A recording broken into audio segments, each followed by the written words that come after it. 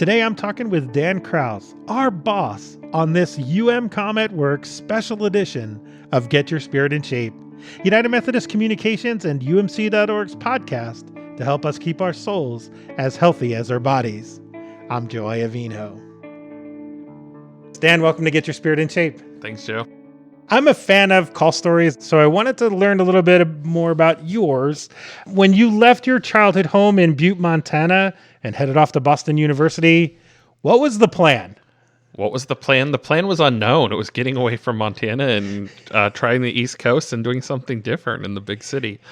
As an undergraduate, I studied business and education and have a degree in both of those, and wasn't sure where that would lead to. And after graduating from BU, I went off to Stanford to graduate school and also got a master's in education and business because I've always had an interest in possibly going into education. And I also had an interest in business and didn't know where it would all lead. I also had a wanderlust my whole life, so it ended up going into the travel industry and spent a period of years at first at Northwest Airlines in Minneapolis and then at Frontier Airlines in Denver. Started in finance and worked my way up through the finance department, and realized that wasn't where I wanted to spend the rest of my career, and then moved over to the marketing and customer experience area. Spent several years there and ultimately worked up to being vice president of marketing and customer experience. How long were you at Frontier? Just over 10 years total. Oh, how long? Okay. And at Northwest for about a year before that. Okay. So, what were you good at in high school? What were the subjects that got you energized and excited?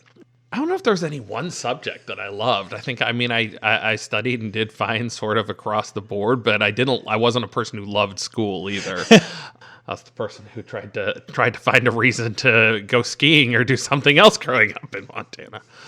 I can tell you what subjects excited me more in graduate school. Oh, okay, let's go there. Like when I get there or like in undergrad, and that's more strategy and like planning and a lot of the things that we're having to do right now at UMCom and over the last few years as we've tried to evolve and adapt to a changing church and changing world. But originally your thought was that was going to be in the business world.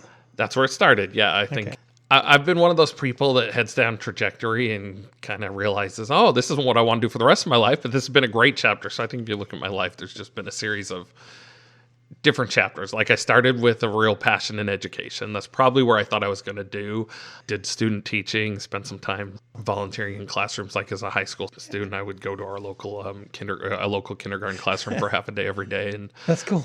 That was one chapter, but then the business chapter came, and now it's this chapter. So then one day you're working at Frontier Airlines and you think, I'm going to be a pastor. So what led to that? It would be more of a, I had a great job. Let me start with that. We were able to travel all around, to take the kids for free and show them the world. Wow, yeah. But it was never a job that always brought a lot of meaning to it. And that's one of the things that I always struggled with, which was the original interest in education and continued is how are you having a difference on the world and difference on others? And I could have fun projects and I enjoyed them in the corporate world. But at the end of the day, you were making decisions that you had to ask sometimes, what does this really matter for? And what's the long-term impact other than in corporate profits or for someone else? Yeah.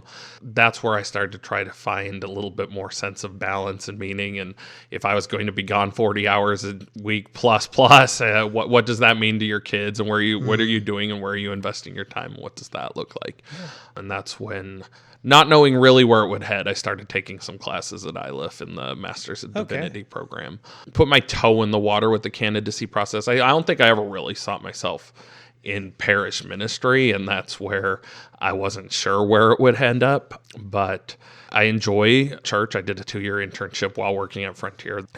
The pulpit's not the place I was ever called for. I think what I'm called for in the ministry area is how do we go out? It's more the transformation of the world. How do we go out and make a difference, helping people? A lot of the work that the United Methodist Church does around the world in response to the needs that are present, whether in the local community or on a global scale. So I think that's a lot of where I was called in the church setting. And then one day, still was with Frontier, an email came through for the company that UMCom's board had hired to do research and recruiting on this job. And it wasn't something that I had necessarily been looking for. It came along with, we noticed you're in Master's of Divinity program. You're interning at the church, but you also bring a lot of the experience that they were looking for this role. And I wrote back, and one conversation led to another, and here I am years later. And I think it was one of those that you kind of look and say, at some point there's a spirit leading moment that you have to follow, and sort of doors opened, and never saw myself moving or living in Nashville, Tennessee. But 4 years later, it's been a great experience. And I think that we followed that where that led. Are there skills or ideas or things that you learned in business school that you're surprised relate to your work today?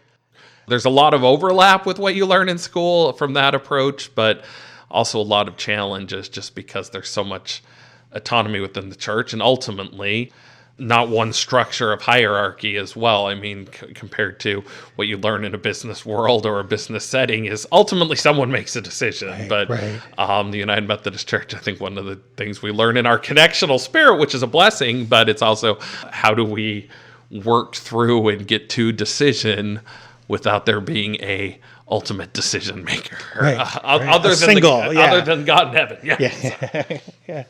So on Get Your Spirit in Shape, we like to talk about growing in our faith on an everyday basis. So what are some of the ways that your faith informs your work, and how has your work here informed your faith?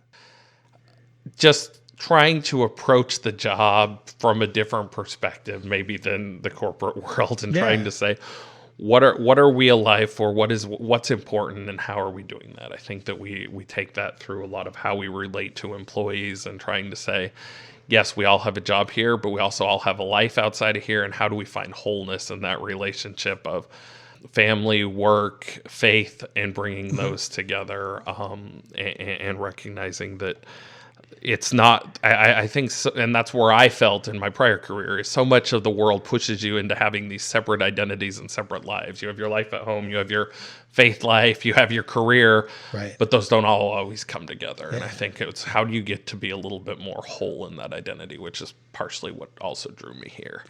And I think how do we push and recognize that that's a piece for everyone that works at UMCom, and how do we as the church push that out into the identity of the world? So I think how does the work here identify faith then is, I think a lot of where we see our churches and a lot of where we see people is living their faith on Sunday morning and coming from service to service, but how do we take church life and make sure that that is a core part of it's who we are 24/7, and it's who we are when we walk out of church until the next time we walk into church, and how do we live that faith in the world? Thanks. This has been a great little conversation. Okay. And I've enjoyed it. Thank you, Joe. That was Dan Krause, our boss. For more conversations like these with our bishops, with United Methodist authors and pastors and other leaders, go to umc.org/podcasts and find Get Your Spirit in Shape, or simply search for us on any podcast provider. I think you'll enjoy the listen. I'm Joe Iovino. Peace.